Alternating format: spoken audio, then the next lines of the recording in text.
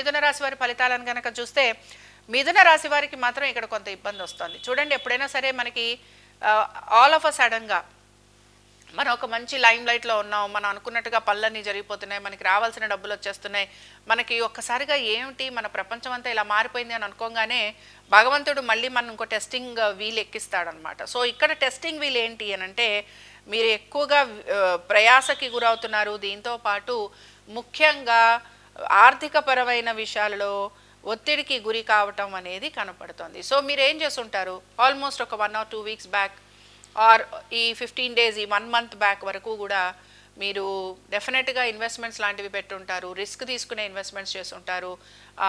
అలాగే ఇందులో ఎక్కడన్నా పెడితే నాకు ఇంకేదో వస్తుంది అనుకొని ఉంటుంటారు. ఇలాంటివి మనం చాలా చేస్తూ ఉంటామండి. సో ఇలాంటివి ఏవైతే మనం చేసామో వాటికి సంబంధించిన రిజల్ట్ అనేది మీకు ఇక్కడ కనపడబోతోంది.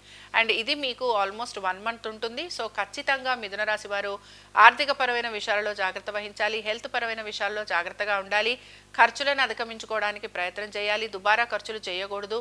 ముఖ్యంగా వైద్య నిమిత్తంగా ఖర్చులు అధికంగా ఉండబోతున్నాయి. కంటికి సంబంధించి, పొట్టకి సంబంధించి ప్రాబ్లమ్స్ వస్తాయి. సంతానానికి, ముఖ్యంగా మిథున రాశికి చెందిన మగ సంతానం ఎవరైతే ఉంటారో వాళ్ళకి ప్రాబ్లమ్స్ ఉంటాయి.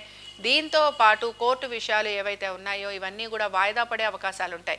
మిథున రాశికి చెందిన వారు ఎవరైతే గవర్నమెంట్ రంగాలలో ఉంటారో, నేను ఇక్కడ మళ్ళీ స్టేట్ అంటున్నాను, సెంట్రల్ అంటున్నాను, అలాగే ఎవరైతే వ్యాపారస్తులు చాలా ఉన్నతమైన స్థితిలో ఉంటారో, ఎవరైతే మీడియా రంగాలలో ఉన్నారో, మూవీస్ అనుకుందాం, లేకపోతే మామూలుగా మనకు వచ్చే సీరియల్స్ అనుకుందాం, వీళ్ళు ఎక్కువగా ప్రొజెక్ట్ కాబోతున్నారు.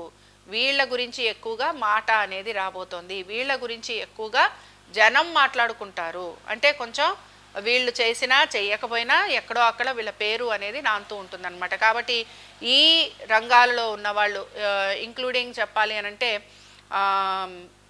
వీళ్ళ అన్నిట్లో ఉన్నవాళ్ళు, తర్వాత మెయిన్గా ఫైనాన్స్ రంగాలలో ఉన్నవాళ్ళు కూడా ఇందులో విక్టిమ్స్ అయ్యేందుకు అవకాశం ఉంటుంది. సో ఈ విషయాల్లో జాగ్రత్తగా ఉండండి.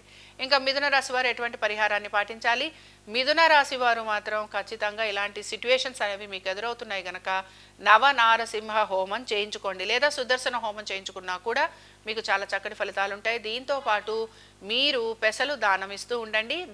పెసలు దానంతో పాటుగా మీరు ఇక్కడ ఆకుపచ్చని వస్త్రాలు కూడా దానం ఇవ్వండి.